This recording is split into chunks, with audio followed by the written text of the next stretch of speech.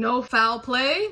No, something doesn't sit right. To look into this, Nathi Mthethwa, a man who climbed every political ladder South Africa had to offer, from being Minister of Security and Safety to being the Ministry of Sports, Arts and Culture, he even sat on 2010 FIFA World Cup Organizing Committee. And if there's one thing politicians love more than medals, is to be rewarded for their loyalty. And so he gets promoted to ambassador to France and officially took up that post on February 2024. That's like the political version of you made it. But this is where things get eerie, because the French reporting and the South African reports, they don't exactly line up. So stay close. On September 15th, according to French authorities, Mthethwa booked a room at the Hyatt Regency Hotel. Now, don't ask me why. The ambassador of South Africa, who already has a full-on residency in Paris, needed to book a room at this hotel, okay? I'm not going down that road, so keep that in your pocket. Now, on September 29th, Mthethwa leave his home in Paris before 4:30 p.m., according to his wife, to attend a cocktail party, allegedly. So nothing unusual. Now, later that evening, he checks into the Hyatt Hotel,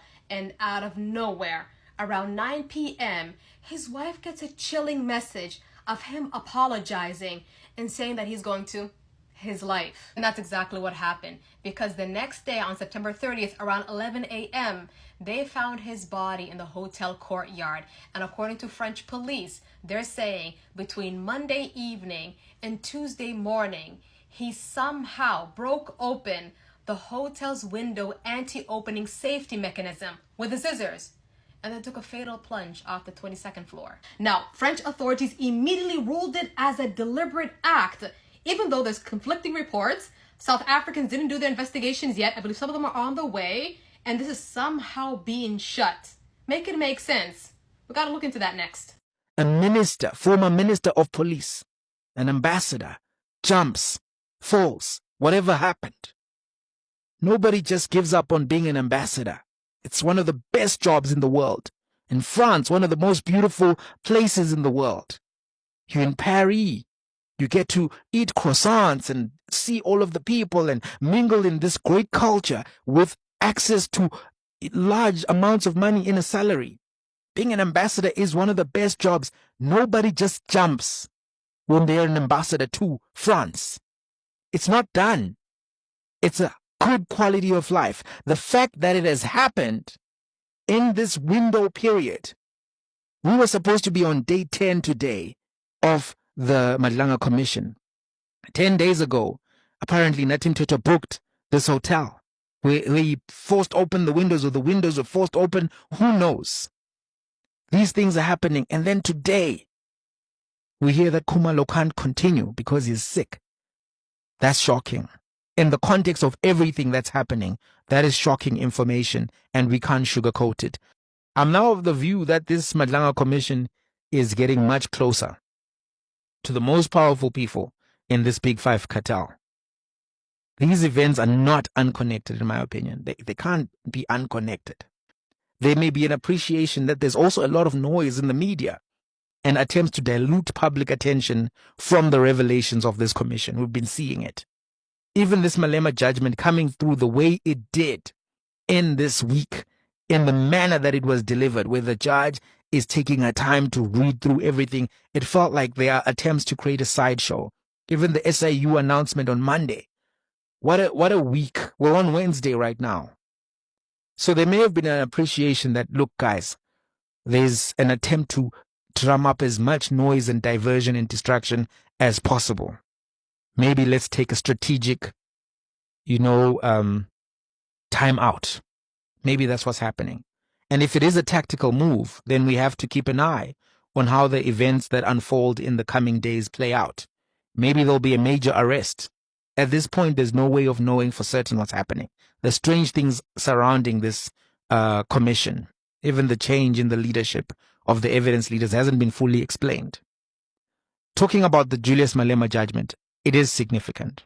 It could reshape South African politics in a major way. But it could also backfire in a major way for those who are celebrating it. Sometimes when politicians get arrested, incarcerated, that can actually lead to more support for them, not a reduction of support for them and their parties.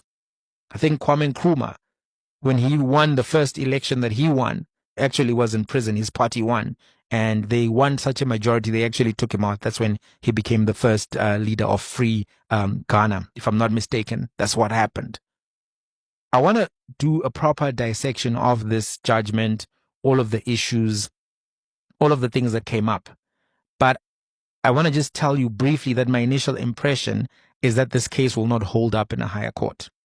They've already said that they intend to appeal, and we'll see what happens in the coming days.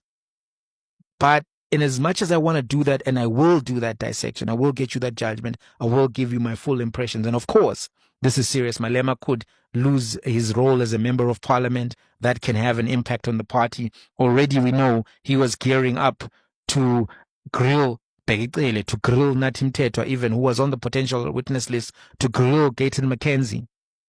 And that will still likely happen, excluding the Nathi Mthethwa, of course. But obviously the dynamics are shifting in ways that are quite interesting. But at the same time, I don't want to lose focus myself and get strategically trapped into talking about the sideshow event when the main event is not concluded. There's more to come. And when that more comes, we need to be able to see where things have been placed, where things are going, and not necessarily allow ourselves to be misguided. Because as you can see, the first attempt was, well, these people are just doing this because their contracts are expiring. Then it was, no, this is factional in the police. Then it was also, now, where's the evidence? The attempts to derail, to confuse, to diffuse the testimony are continuing. I saw somebody saying that Matlala was being scammed by Brown Mkhotsi and the minister didn't know necessarily.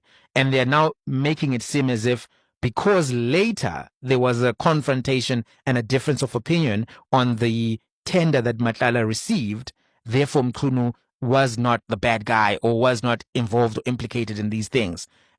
However, we know that the task team was disbanded by Mkhunu. We know that the text messages between the 18th to the 31st show us a motive for the disbanding of that task team. We know that the events of 6 December, 18 and 19 December, and 24 December all show us that there was this character, Vusimuzi Matlala, under pressure, talking to Brown Mkhotsi about the things that were happening, trying to set up members of the GCI ops for assault, and at the same time making payments for January 8 associated events. And then at some point in between there, a payment gets made, and then his issues are told that they're going away. So we're already seeing people trying to remix what we saw with our own eyes to try to create a way out for Minister Mkhunu. I don't think it's going to work. I don't think it's persuasive. We saw what we saw. We understand what we understand. And we listened to Bob Marley, who said, don't let them fool you. Don't let them school you. You have a mind of your own. Bawethu, for once nje, ake sisebenzise lento bafethu. Ake sicabange nje bafethu. Sicabange ngalento. Singacabangi ngalento. Ake sicabange ngalento bafethu. Senze ingqondo. Okay. Okokuqala nje bafethu. uNyambose ubesezweni okungasilo elakhe. Yes. Ubelizayizayi lade khona beyikwerekwere. Yes. Ube ubhutwa ngari. And number 2, ukuze ukwazi ukufeka ukufa kwakho, kumele ube neinfluence endaweni ezimbili or ezintathu. Number 1, administration. 2, imedia. 3, abomthetho. Kumele ube neinfluence kulama spheres awu3. Uyazwa? Unathi uNyambose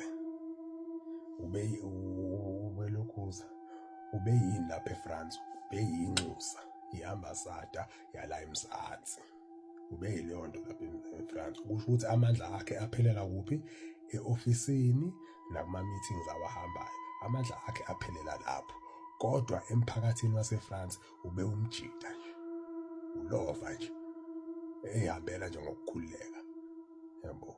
Akanawo amandla kweadmin, kwimedia na kwi-authorities. So nina uma nithi uNyambose ufake ukufa kwakhe lapha eFrance, so nintshela ukuthi the French authorities played along kule scheme lesi. uNyamboze number 1 eyithatha phi lo influence, uzobe ethatha phi influence yokuthi akwazi mhlambe ukubribe ukuzana iphathimandla zaseFrance ukuthi zidlale lo mdlalo. Ethatha phi lo influence, engayithatha kuphi? Ngoba phela ukuze ukwazi ukufake ukufa kumele ube ne-influence kwi-security system, i-security force yezwe. Kumele ube ne-influence emaphoyiseni, kahle kahle kubantu abaphethe umthetho, abasebenza ngomthetho. Njengoba uNyamboze ebeyinxusa lapha, wathatha phi lawo mandla wokuthi abe ne-influence engaka kubantu? Wathatha phi lawo mandla? And number 2, engawathatha phi amandla ukuthi ekwazi ukucontrol i-media? Engawathatha phi? Come on guys. Ubani ongafika ukufa kwakhe within a week? Because ukufika ukufa, it needs i-planning. Kumele futhi uplanele indawo ozohlala kuyona. Yes. Ukhande i-identity entsha. Kumele umanipulate i-media, abomthetho ne-admin. Yabona umsebenzi omkhulu kabi ukufake ukufa. Kungakuthatha ngisho unyaka ukufake ukufa, the whole year. Kumsebenzi omkhulu kabi. So nje leso sikhathi engasithatha phi? Yabo. So nina uma nithi ufake ukufa, ngihlahla ngichaza ukuthi he dragged the whole French authorities to this cover up. Ewathatha phi lawo mandla?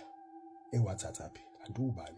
Yabo South Africa ubengakwenza because la Mzansi ube uminister aziwa futhi comrade eliqabane. Awu futhi nje eyilungu elikhulu eliqavile le-ANC ubengakwenza ke la eMzansi. Yabo because unayo yonke ipower la eMzansi. Une-access kwi-admin, une-access kuzana kwezomthetho, une-access nakwi-media. Kodwa le eFrance lapho nobody khona, engawathatha phi lawo mandla lawo ukuthi nje mfethu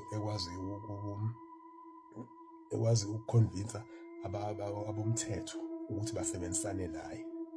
Yabo, because obani abakhipha indaba? I-media yaseFrance. Obani kade bemxilonga? Abomthetho baseFrance, the French authorities, hayi baseMzansi, eFrance. Yabo, uma ukuthi ufake ukufa kwakhe, engawathatha phi lawo mandla ukuthi ekwazi ukubribe ama-French authorities? Ethatha phi lo power? Yabo, because ukubribe ama-French authorities usafake ukufa kwakho, lokho ngathinta abantu abaningi. Lokho kuzothinta okapteni nocolonel bakhona eFrance, even no-commissioner. Yabo, kahle kahle amabhoza aseFrance. Yabo, yena ithatha phi lo influence ukuthinta amabhoza aseFrance? eFrance, izwe engenandaba kanje nathi. Bafethu, anibuye nicabange bafethu, anibuye nisebenzise lento.